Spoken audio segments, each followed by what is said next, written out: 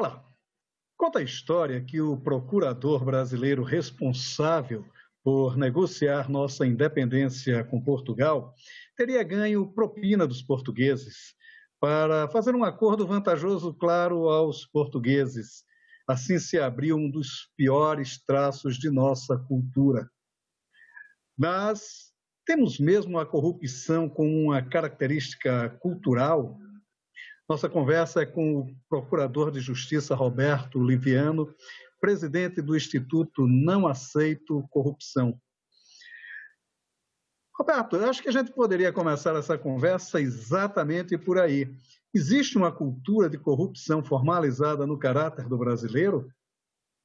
Maurício e telespectadores que acompanham Cidadania, é um prazer estar aqui conversando com vocês. Eu primeiro quero dizer que eu espero que essa história do procurador não seja verdadeira, né? Eu não estava lá, né? Não vivi isso, né? Não posso dizer meninos eu vi, ou meninas eu vi ou não vi. A minha fé, a minha esperança é que isso não tenha ocorrido. Tomara que não, né?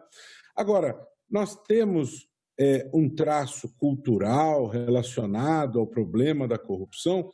Nós temos problemas históricos, sim, com a corrupção, mas nós não somos escravos disso. Nós não estamos condenados à corrupção perpetuamente. Nós temos pessoas no Brasil que lutam contra a corrupção.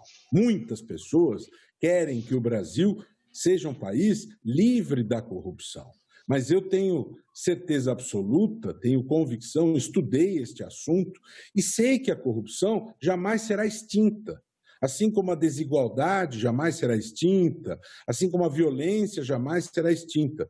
Ela precisa ser controlada com políticas públicas, com a diminuição das oportunidades, né? Agora, nós não podemos ficar nos lamuriando. É uma herança lusitana.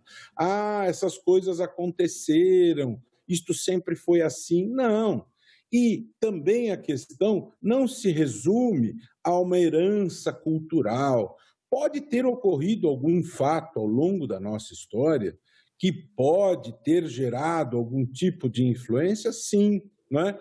Mas o que nos cabe, Maurício e telespectadores, é trabalhar para que nós tenhamos um porvir, um futuro, uma realidade diferente. De que maneira? Educando as próximas gerações para a ética, para a cidadania, para o respeito ao coletivo, o respeito ao patrimônio público, né? Para o respeito a esses princípios, a esses valores da república, né? Da democracia, respeito ao bem comum. Isso é absolutamente fundamental para que nós tenhamos leis, Maurício e telespectadores, que sejam leis boas, que protejam o interesse da sociedade. Não adianta ficar chorando sobre o leite derramado. Agora, quando a gente fala em corrupção, sempre se pensa no que seria a grande corrupção, a corrupção do Estado, né?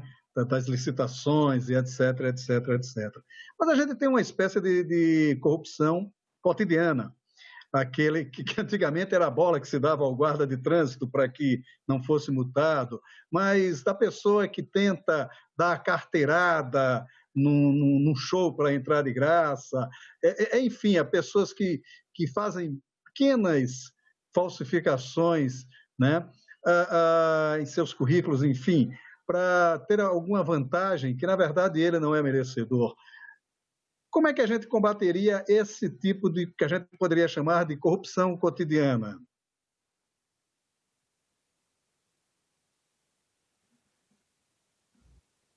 Alô? Oi? Travou aqui? Veja, Maurício. Olá. Olá, estou ouvindo. Pode continuar. Veja, Maurício. A questão da pessoa que procura entrar no show de graça, dando a carteirada, abusando do poder, né? É um problema, sim, sem sombra de dúvida, e é um traço, infelizmente, relacionado à ideia da busca dos privilégios, né? E é importante você falar a respeito disso para que se observe que o nosso problema é um problema mais profundo. Nós tivemos, dia desses, um problema aqui no litoral de São Paulo, com um desembargador que não aceitava a imposição da regra relativa às máscaras, uso das máscaras, né? Querendo simplesmente que a lei não se aplicasse a ele. Você falou do acesso aos shows e ele não aceitava a ideia de que fosse aplicada a lei a ele, né? Por isso, em relação a isso, é necessário que tenhamos limites em relação à lei, né? Então, tudo isso faz parte de uma ideia importante de nós termos o controle do abuso do poder, né? Nós precisamos ter limites para o controle do abuso do poder. Isso é muito importante. Nós não podemos ter corrupção, por um lado, e nós precisamos ter também o controle do abuso do poder. Mas também não podemos permitir que quem detém o poder de fazer as leis não use este poder para se vingar da justiça e do Ministério Público. Isto é inaceitável, né? E, infelizmente, nós vemos, muitas vezes, o uso desviado deste poder para que se promova uma vingança. Isso é inaceitável, isso é um desvio de finalidade. Nós precisamos ter o bem comum como norte, né? Isso que se espera. Quem vai promover a elaboração de uma lei precisa ter o bem comum como norte, sem sombra de dúvida. Agora, a corrupção, ela existe nas licitações, ela existe também na corrupção do policial, nas ruas, e ela existe também, Maurício, nestas negociações da vida privada. Quando o síndico do condomínio ele faz uma compra de algum bem, faz alguma contratação e recebe uma comissão clandestina em prejuízo dos seus vizinhos. Ou quando empresas fazem grandes negócios e existem as comissões subterrâneas, não é? A chamada corrupção privada. Então, nós temos corrupção pública? Temos, e temos a corrupção privada. E é interessante observar que na nossa lei penal só se pune a corrupção pública. Não existe o crime de corrupção privada. Existe um projeto de lei que propõe a punição criminal da corrupção privada, mas é um projeto, né? Nós temos hoje a possibilidade de punir a conduta da corrupção privada apenas com tipos subsidiários, né? Como apropriação indébita, estelionato, furto, mas nós não temos o crime de corrupção privada, né? Ele está previsto num projeto de lei, ainda em discussão no Congresso Nacional. Há também um problema relativo a essa questão da corrupção, que é quanto às denúncias. Historicamente, a gente tem alguns exemplos, o próprio Juscelino Kubitschek, que era acusado pelo Carlos Lacerda, sobretudo, de ter a 8ª maior fortuna do mundo, depois que se descobriu que ele não tinha fortuna nenhuma, coitado.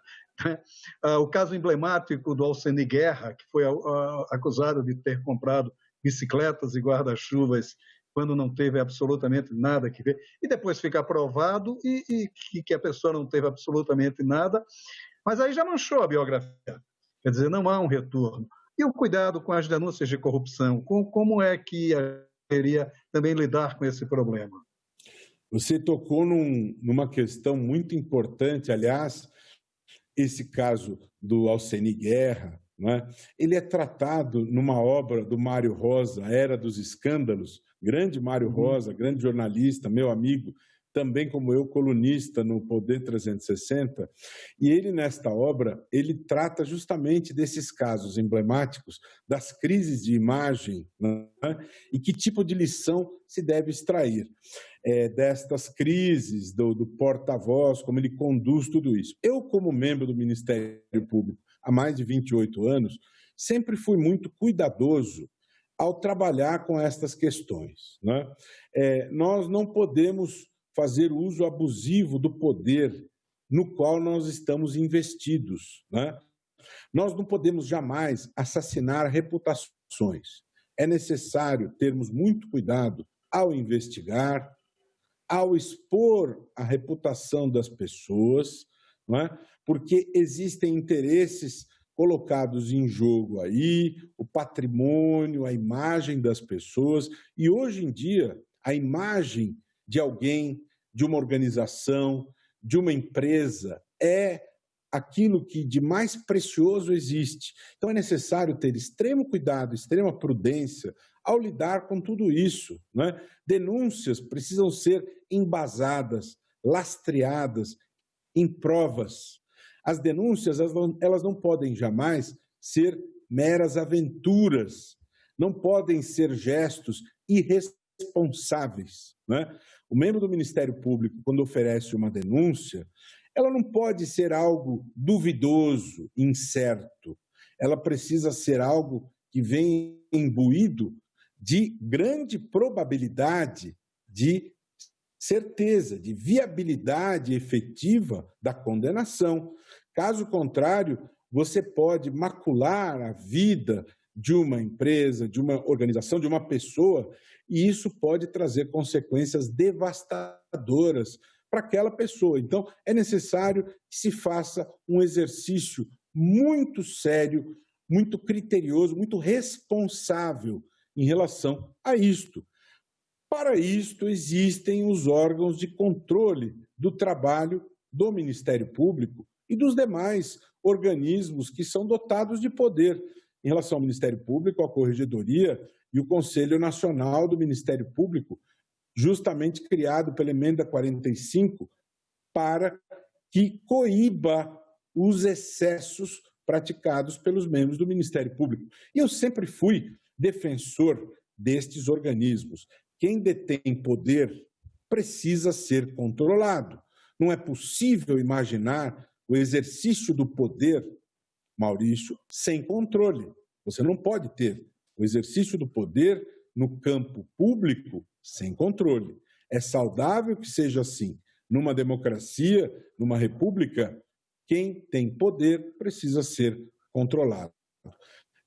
Denúncias irresponsáveis, denúncias que não sejam lastreadas em provas, precisam ser, esse exercício irresponsável precisa ser punido. Combatido com muita força, né? O Instituto Não Aceito Corrupção, que o senhor preside, né? Basicamente, qual é a atuação dele e quais são as propostas para o combate mesmo à corrupção? Maurício, o Instituto, ele nasceu em julho de 2015, portanto, ele acaba de completar o seu primeiro ciclo de 5 anos de vida, né? E ele tem basicamente 4 eixos de atuação. Pesquisa, né? E já empreendeu 2 pesquisas. Políticas públicas têm a pretensão de contribuir com a política pública anticorrupção no Brasil, mobilização da sociedade e educação, né? Não se pode abraçar tudo, mas a gente procura contribuir em relação a estes temas. Durante os 5 anos de existência do Instituto, nós publicamos 2 obras já. A primeira, 48 Visões sobre a Corrupção, que é uma obra de referência, inclusive sendo fonte de pesquisa para trabalhos de mestrado e doutorado, inclusive em universidades europeias. Em 2019, publicamos a nossa segunda obra, Corrupção na História do Brasil, praticamente esgotada, em parceria com a Universidade Mackenzie, também publicada na versão digital, né, em que reunimos estudiosos de diversas áreas, dividindo o período histórico do país, contando o que ocorria aqui em matéria de corrupção, em cada um dos momentos, desde as nossas origens, chegando até o momento presente. Realizamos 4 grandes seminários, debatendo e procurando encontrar soluções em relação à nossa problemática. Nós promovemos 2 grandes prêmios, estimulando o mundo acadêmico a nos trazer soluções, inovações no combate à corrupção. O primeiro foi em 2016, e um dos trabalhos premiados justamente acabou resultando na medida 36 do pacote da Transparência Internacional, o maior pacote já feito no mundo de combate à corrupção. Agora abrimos inscrições para o segundo prêmio, e as inscrições estão abertas com 3 categorias, não é? Já realizamos vários trabalhos na área da educação, temos um trabalho em construção em parceria com o Ministério Público do Paraná, com 10 videoaulas voltadas para agentes públicos com conteúdo anticorrupção, que nós utilizaremos em diversos cenários, e por aí vai, Maurício, né? Já tivemos vários trabalhos no sentido de mobilizar a sociedade, por exemplo, em relação à questão do foro privilegiado, em relação à questão da prisão após condenação em segundo grau. Já fizemos um trabalho de pesquisa, um primeiro, em relação ao banco de condenações do CNJ em matéria de improbidade.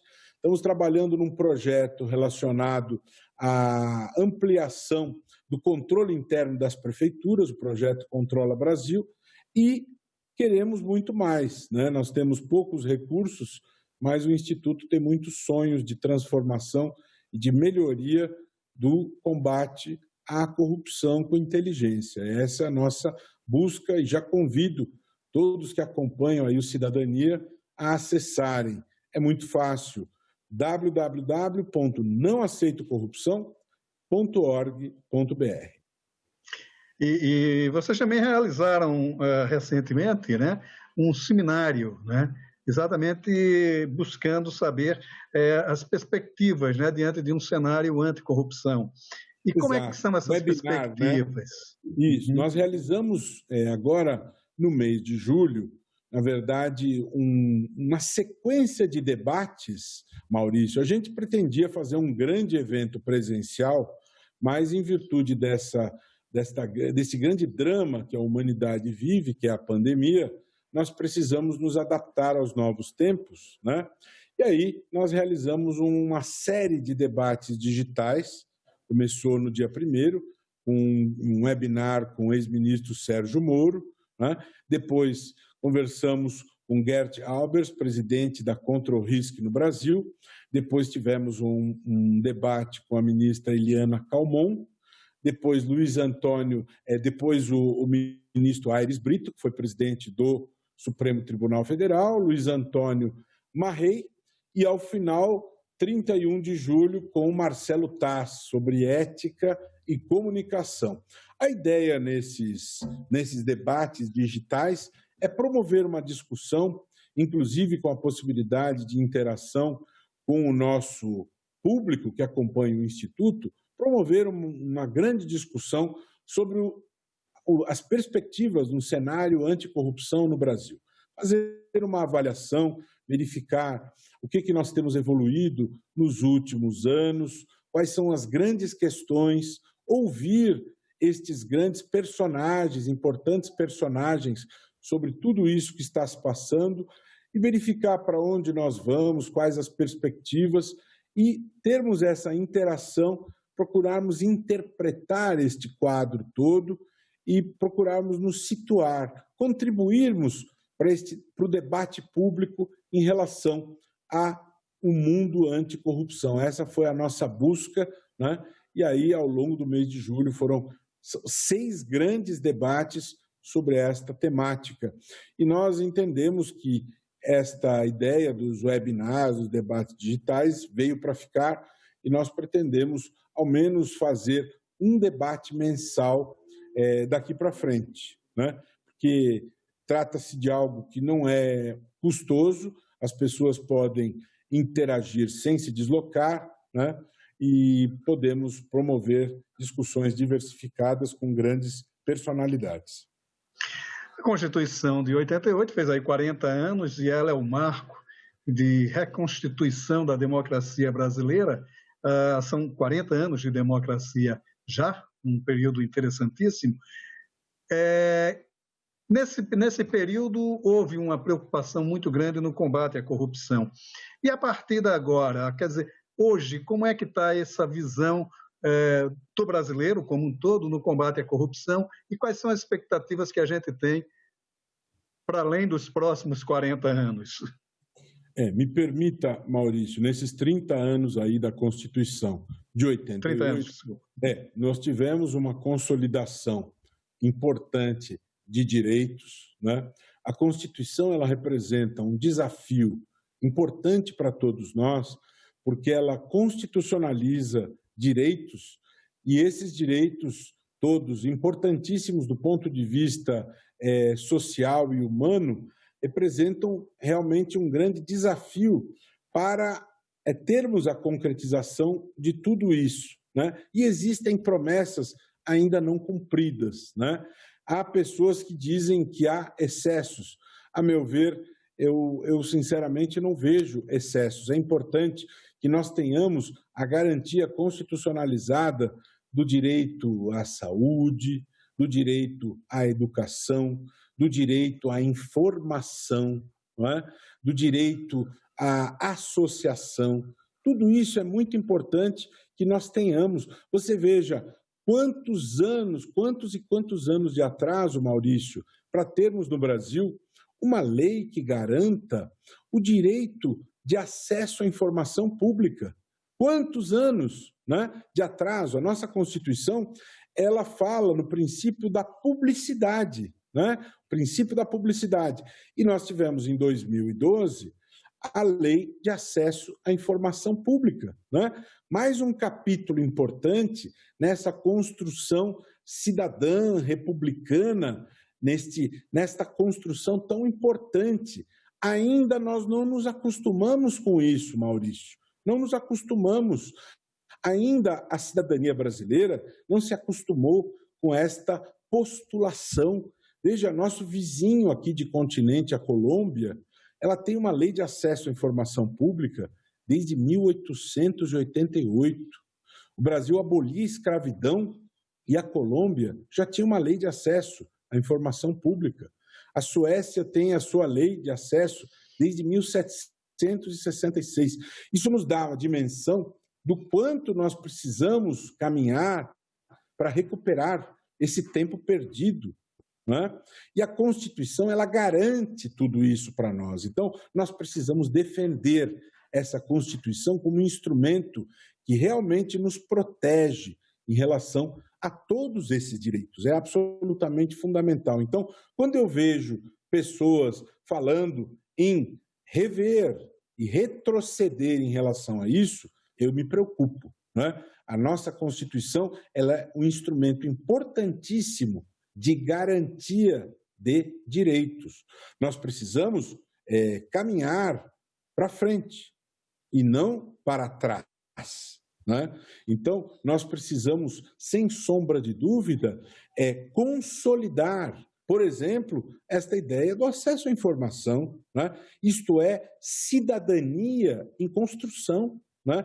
Nós precisamos caminhar no sentido de termos um grau de resposta às demandas da sociedade cada vez maior, né? Nós não podemos ter medidas provisórias como essa que vimos no Brasil este ano, dificultando o acesso do cidadão a informações durante a pandemia, que o Supremo Tribunal Federal teve que conceder liminar para restabelecer o direito do cidadão.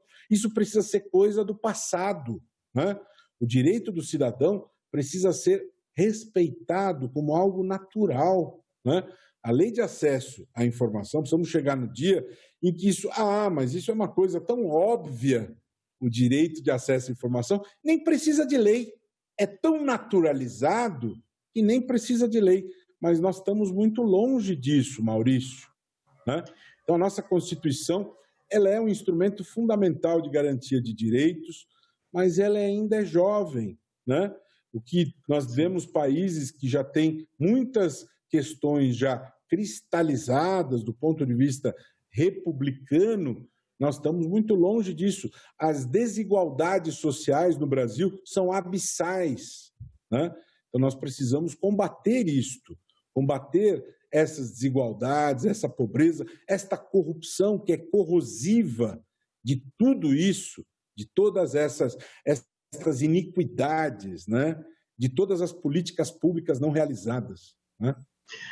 Corrupção se combate com respeito à cidadania, é basicamente isso, né, Roberto? Bom, Verdade, Maurício. a gente poderia ficar aqui horas e horas falando sobre esse assunto, que é sempre interessante, mas o nosso tempo já está terminando. Roberto, muito obrigado pela sua participação aqui no Cidadania, foi um debate muito esclarecedor. Muito obrigado. Muito obrigado, a honra minha, o prazer é meu. E mais uma vez, para fechar aqui, quero convidar os telespectadores a acessar www.nãoaceitocorrupção.org.br. Acompanhe o Instituto Não Aceito Corrupção, nos siga, estamos nas redes sociais também, no Facebook, no Instagram. Queremos você ao nosso lado. Até a próxima. Um grande abraço. Um grande abraço.